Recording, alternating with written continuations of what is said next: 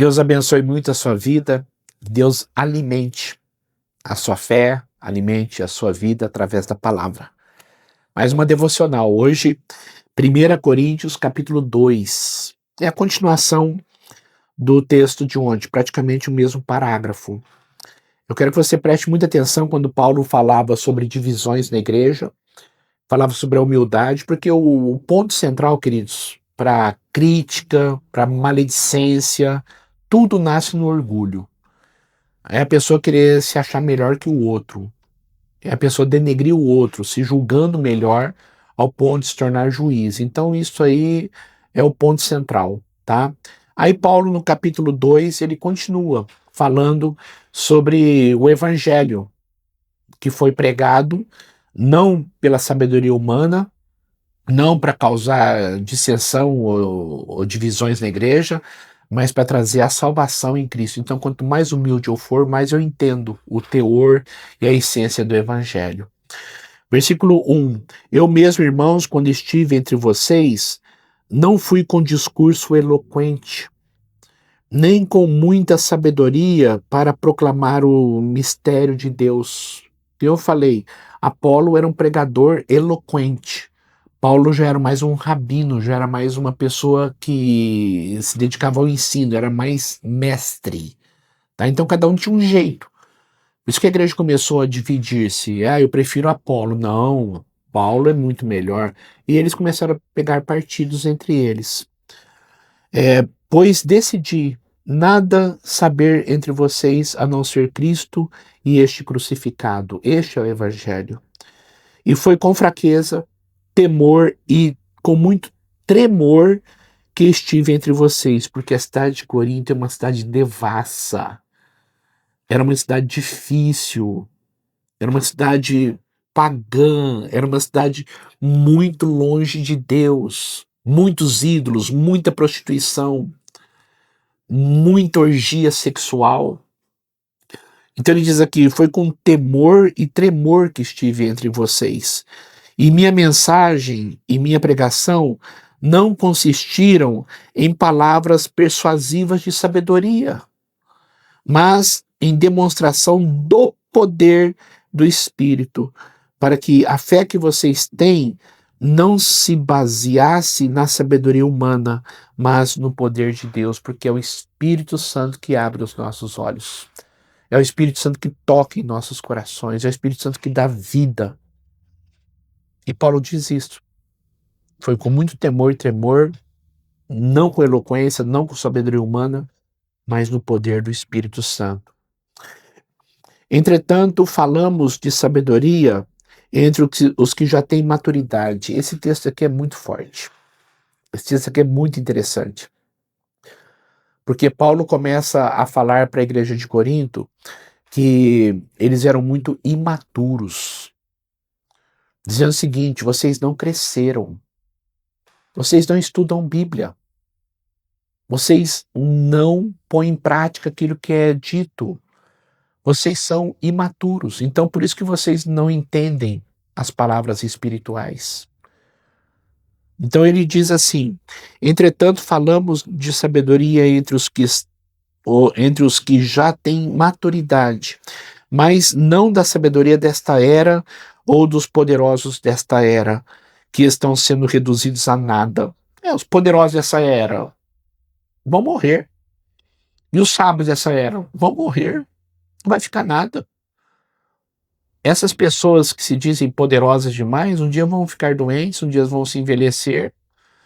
Pode durar 100 anos, 110 anos, 120 anos que seja.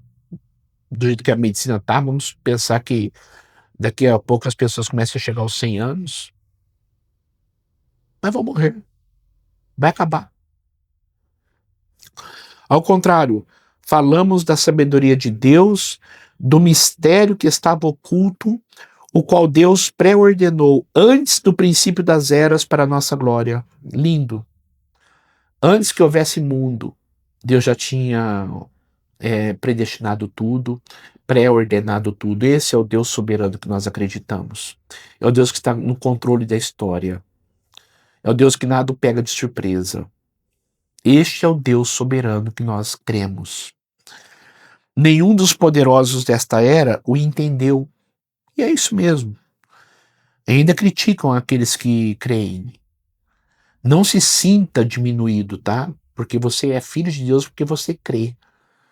E quando os poderosos dessa era, os sábios dessa era, professores de universidades, pessoas que se dizem muito inteligentes, se elas quiserem te diminuir, não se sinta diminuído. Porque elas não entendem o que você entende, porque elas não têm o Espírito Santo que você tem. Pois se o tivessem entendido, não teriam crucificado o Senhor da glória.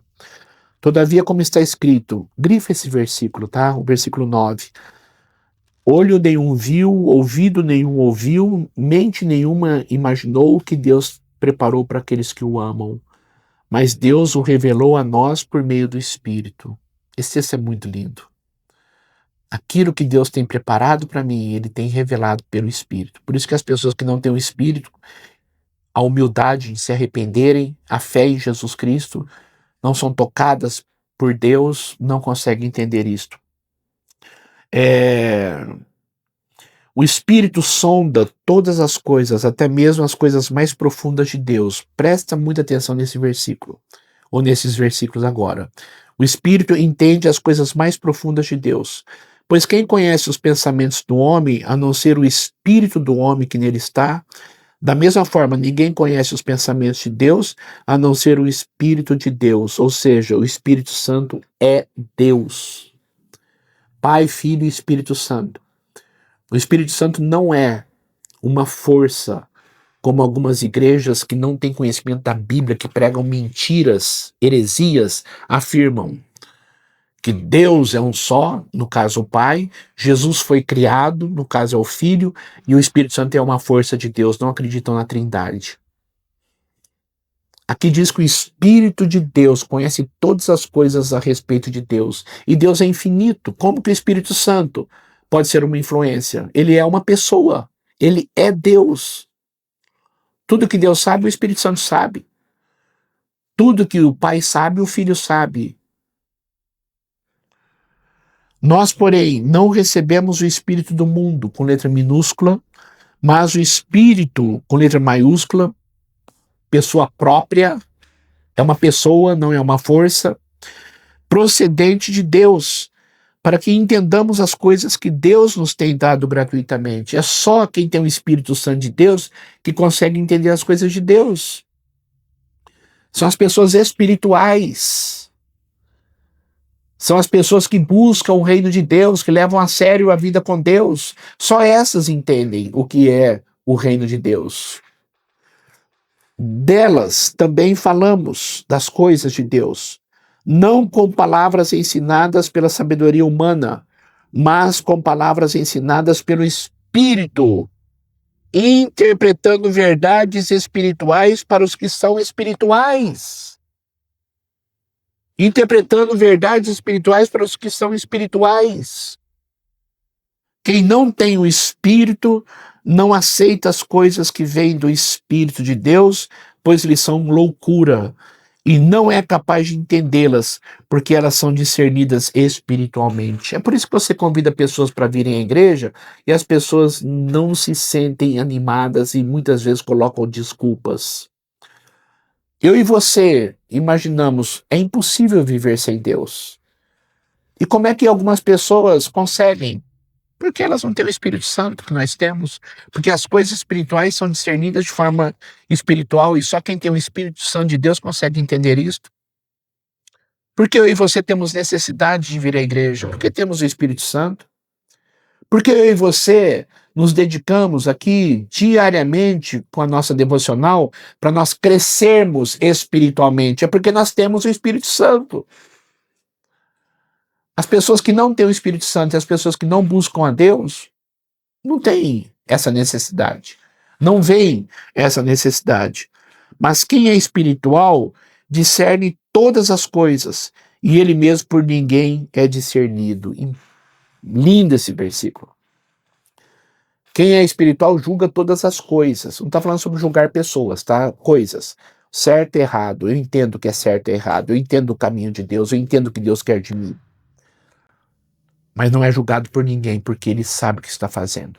E quando ele erra, se arrepende e volta para o caminho de Deus.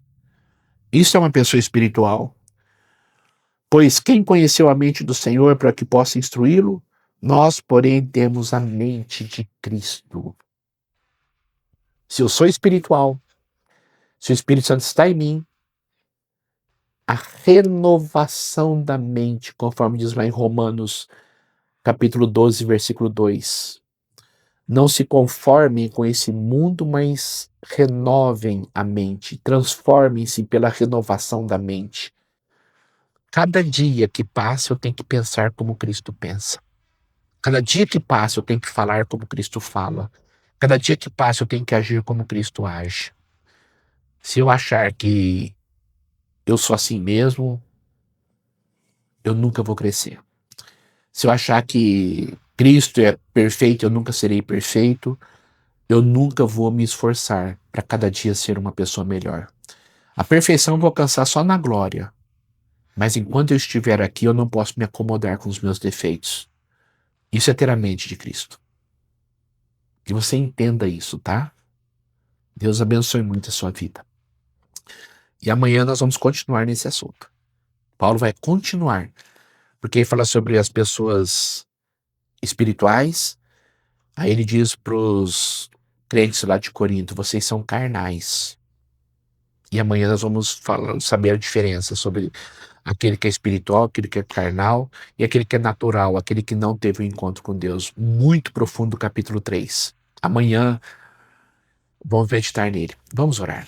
Senhor, eu quero agradecer pela tua palavra, agradecer por esse tempo e que o Senhor continue, ó Deus, tratando de nós, dando-nos discernimento. Muito obrigado porque temos o teu Espírito Santo.